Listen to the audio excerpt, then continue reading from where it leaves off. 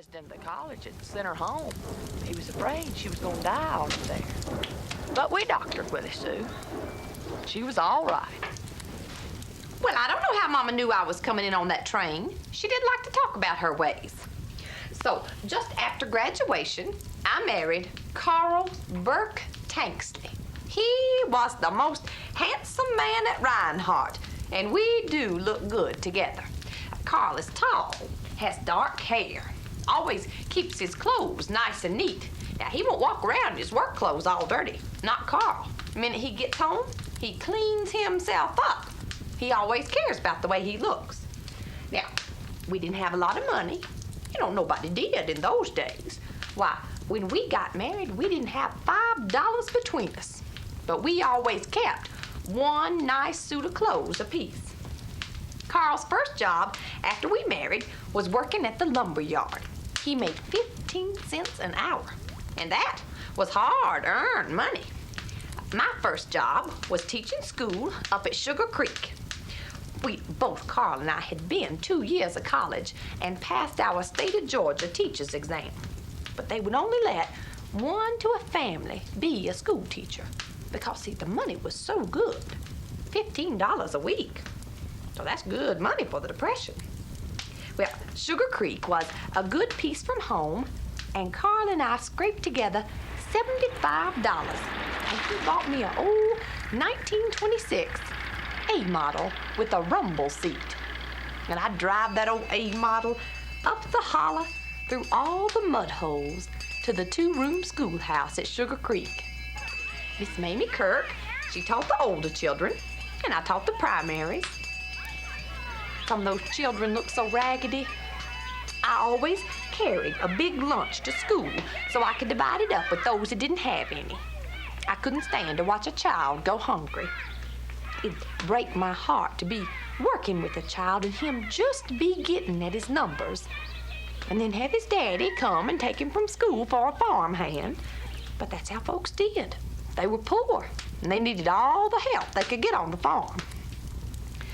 So I had about 20 children in my class, and some would come and go throughout the year, depending on when they were needed at home. But one day, I got a new little boy in my class. So I asked him his name.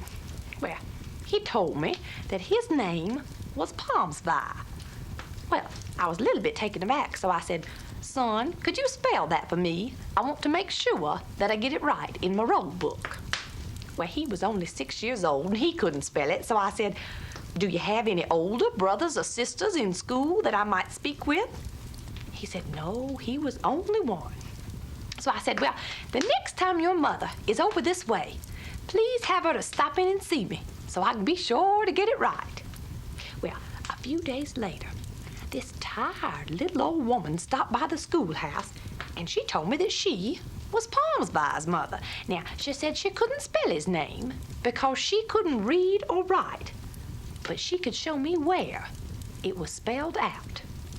And she had this little book tucked up under her arm, and she set the book up on my desk, resting on its spine, and the book fell open right in the middle of the King James Version. And she moved her finger down the page and stopped at Psalms VI, Psalm 6. Well, I taught at Sugar Creek for 3 years, and then I had my first baby, Charlotte. Oh, she was the prettiest child. Carl used to dress her up and take her into town, just so folks would go on over her. Why, you'd think there'd never been another child born with curly hair and green eyes.